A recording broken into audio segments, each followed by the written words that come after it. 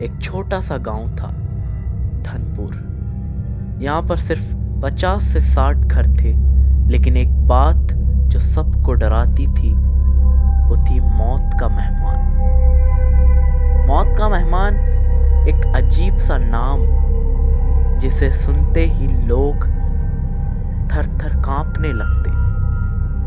कहते हैं कि जो भी इस मेहमान को अपने घर बुला लेता है वो अगले 7 दिनों में मर जाता है।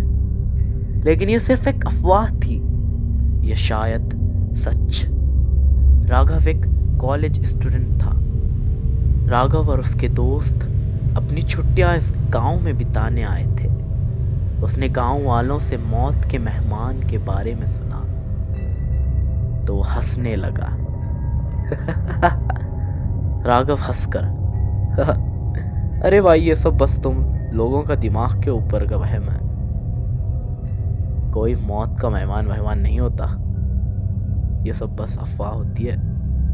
उसके दोस्त ने डरे हुए शब्दों में कहा, भाई यहाँ पर अजीब लग रहा है, चल अपने शहर चलते हैं। राघव ने हंसकर एक भूल कर दी।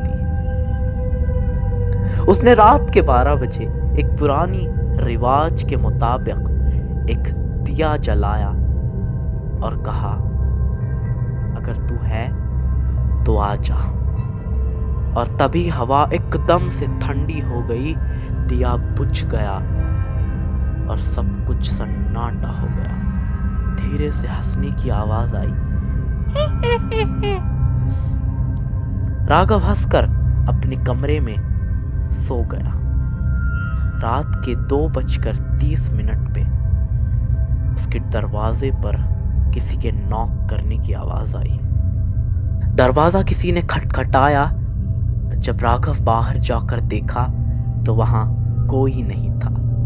तभी उसके फोन पर अननोन नंबर से कॉल आया। स्क्रीन पर लिखा था, तुमने बुलाया और मैं आ गया। राघव ने घबरा कर फोन काटा और सो गया। लेकिन तभी एक सन्नाटा हुआ। एक अजीब सी आवाज उसके कान के पास से गुजरी, मुझे बुलाकर सो गए, मैं आया हूं। राघव चिल्लाकर उठ गया, पसीने से भीग गया, लेकिन वहां कोई भी नहीं था। लेकिन एक छोटी सी बात उसके बेड पर लिखी मिली, 6 दिन बाकी है। राघव ने दूसरे दिन ये सब अपने दोस्तों को बताया जो कि उसके साथ घूमने आए थे और अलग मकान में रुके हुए थे। तो उसके दोस्त हंसने लगे और कहने लगे, अरे भाई तू ज्यादा सोच रहा है, छोड़ ना। राघव ने भी सोचा शायद उसका वहम होगा, लेकिन उसी रात उसे फिर वही अननोन नंबर से कॉल आया, तुम मुझे देख नहीं सकते लेकिन मैं तुम्हारे पास यही हूं।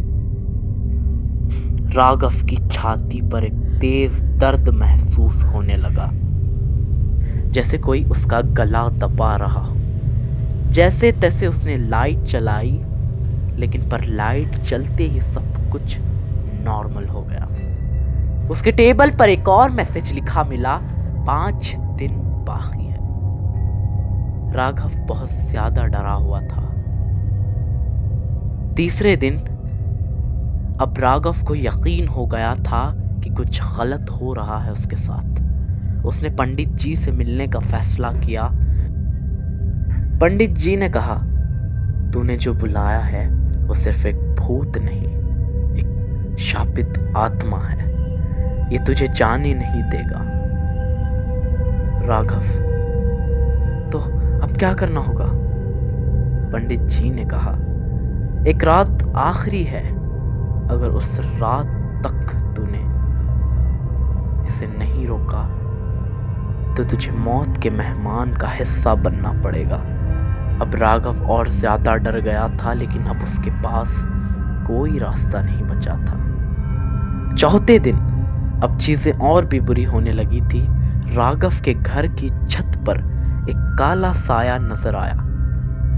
तो उसने कैमरे में रिकॉर्ड किया तो उसने देखा कि एक लाल आंखों वाला चेहरा दिख रहा था जो बस घूर रहा था, जैसे कह रहा हो तेरा वक्त आ गया है।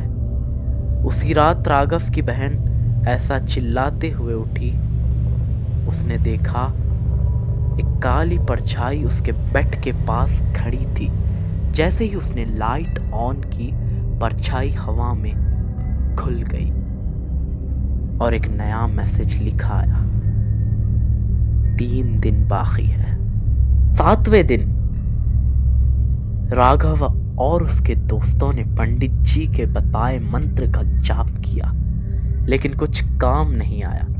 एक अजीब सी आवाज पूरे घर में सुनाई देने लगी, मुझे बुलाने वाले अब तू कहीं नहीं जा सकता। राघव की जान सूख गई, घर की दीवारें हिलने लगी और एक छोटी सी रोशनी एक चेहरे में बदल गई। वो एक चलता हुआ भूत था जिसका चेहरा पूरा जला हुआ था। और फिर आखिरी बार वो आवाज आई, तेरे लिए सिर्फ 1 दिन बाकी है। ये सुनते ही सब लोग डरने लगे, इधर उधर भागने लगे। उसके अगले दिन, आखिरी दिन, राघव ने पंडित जी की मदद से एक हवन किया। जैसे ही मंत्र पूरे हुए, एक तेज आंधी आई, सब कुछ शांत हो गया और आखिरी बार एक आवाज आई, ये सिर्फ एक शुरुआत थी, अगला मेहमान कौन होगा। राघव बच गया था, लेकिन आज भी उसके फोन पर कभी कभी एक अननोन नंबर से एक मैसेज आता है कि तुम मुझे भूल गए, मैं वापस आ रहा हूं। क्या आप इस मेहमान को अपने घर पर बुलाएंगे? अगर आपको ये कहानी पसंद आई तो ज़रूर कमेंट करें, लेकिन ध्यान रखें कहीं आपका भी फ़ोन न बजने लगे।